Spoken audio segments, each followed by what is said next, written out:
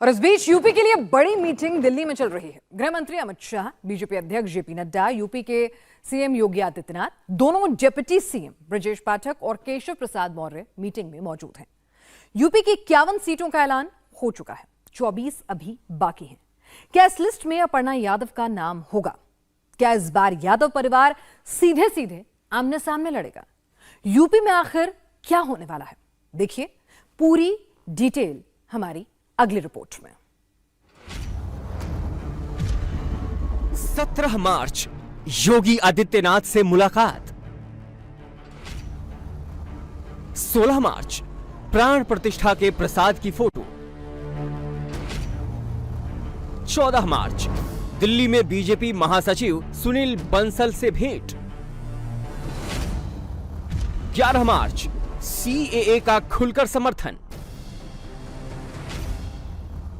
16 फरवरी UP BJP प्रदेश अध्यक्ष भूपेंद्र चौधरी से meeting. Back to back मुलाकात, अहम लोगों से मिलना।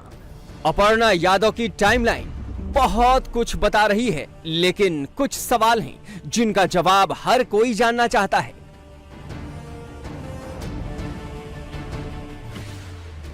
क्या अपर्णा यादव लोकसभा चुनाव लड़ेंगी? क्या मैनपुरी से अपर्णा वर्सेस डिंपल होने वाला है? क्या पहली बार यादव परिवार आमने सामने होगा? अपर्णा यादव को लेकर कई अटकलें, कई दावे, कई वादे किए जा रहे हैं। बात तो समाजवादी पार्टी में वापसी तक होने की हुई और सवाल भी डिंपल यादव से पूछा गया। अपर्णा यादव की सूचना आ रही है, सभा में शामिल हो सकती हैं, आप स्वागत करेंगे?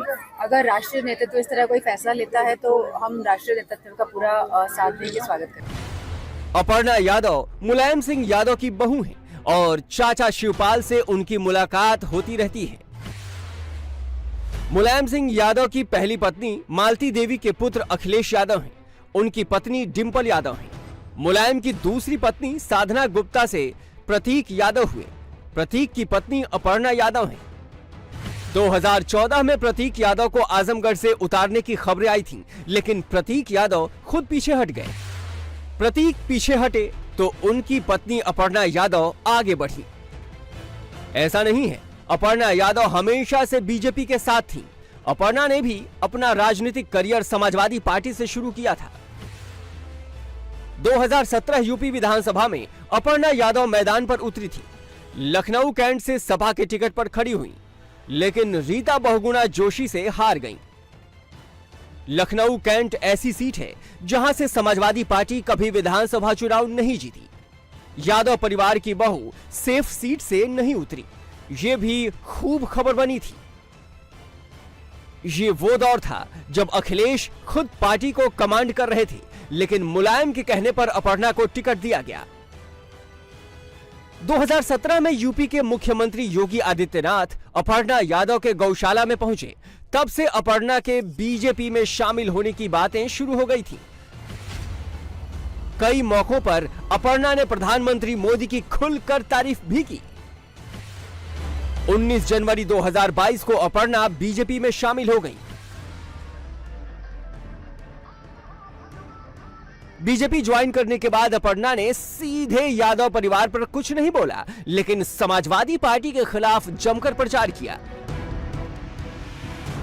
पंजे का इस्तेमाल करना, साइकिल पे चले जाना और वोट जब डालना तो कमल को डाल देना। इस समय चुनाव के वक्त क्यों ज्वाइन कर ली, क्या इसका उद्देश्य था?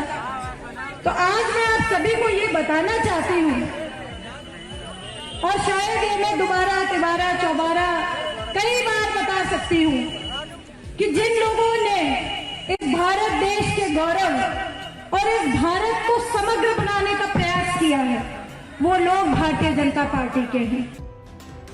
युग राम राज का आ गया। बीजेपी से जुड़ने के बाद अपर्णा यादव सीधे हिंदुत्व, राम मंदिर की राह पर चल दी।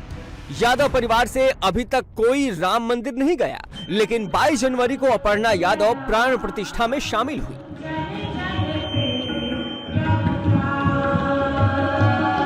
राम भजन भी खूब गाया।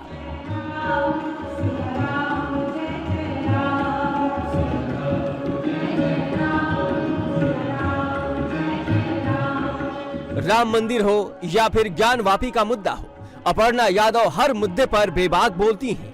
ये जीत इसलिए हुई है कि साक्ष्य वहाँ पर पहले से मौजूद थे और अहोभाग्य हम सभी हिंदुओं का कि हमारे महादेव का पूजन अर्चन शुरू हो गया है वहाँ पर। मैं धन्यवाद करना चाहती हूँ न्यायालय को कि उन्होंने हिंदू पक्ष की जो बात है वो रखी और सभी सनातनियों में इस चीज का बहुत ही मुझे लगता है एक अच्छा मैसेज गया है। –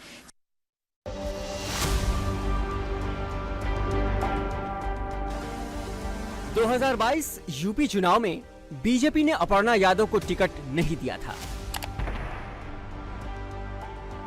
राज्यसभा नहीं भेजा, एमएलसी नहीं बनाया। बीजेपी ने अपर्णा के लिए कुछ और सोचा है। इस बार लोकसभा चुनाव में अपर्णा को बीजेपी मैदान पर उतार सकती है। यूपी की 51 सीटों पर बीजेपी ने अपनी लिस्ट जारी कर दी। 24 के नामों का ऐलान होना बाकी है। 5 सीटें बीजेपी ने गठबंधन को दे दी। यूपी में बीजेपी का मिशन 80 है। 100% स्ट्राइक रेट चाहिए।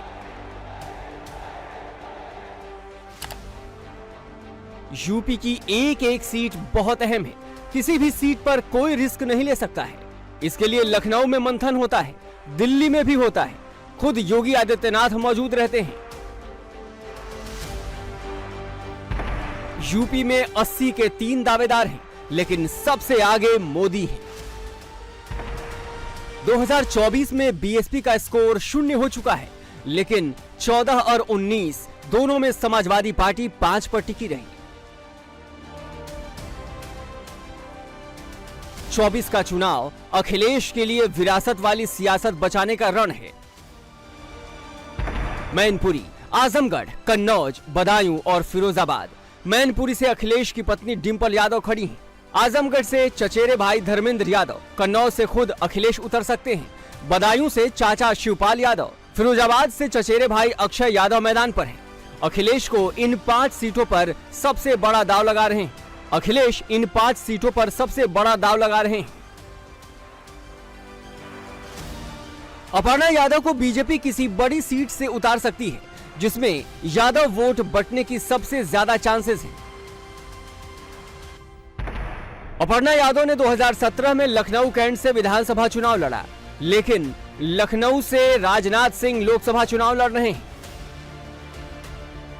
मेरठ की ये तस्वीरें बहुत कुछ बताती हैं। अपर्णा यादव का मेरठ जाना, वहां पर कमल में रंग भरना, राजनीति में बहुत कुछ इशारों में बात हो जाती है। 2019 लोकसभा चुनाव में बीजेपी मेरठ जीती थी, लेकिन जीत का अंतर सिर्फ 4729 वोट था। अपर्णा यादव जहां से भी चुनाव लड़ेंगी, वहां पर नरेंद्र मोदी के पोस्टर पर ही लड़ेंगी। मैनपुरी से अपर्णा यादव के लड़ने के चांसेस बहुत कम हैं। मैनपुरी से डिंपल यादव चुनाव लड़ रही हैं। मुकाबला सीधे जेठानी देवरानी के बीच हो जाएगा। मैनपुरी ऐसी सीट है जो बीजेपी कभी जीत नहीं सकी है और समाजवादी पार्टी हारी नहीं है, लेकिन अपर्णा कहां से चुनाव लड़ेंगी, ये समाजवादी पार्टी भी जानना चाहती है। और चर्चा चलेगी। मुझे इस बात का संज्ञान नहीं है, क्योंकि मैं क्षेत्र में हूँ और अगर पहले भी मिली है कई बार और अभी भी मिल रही है तो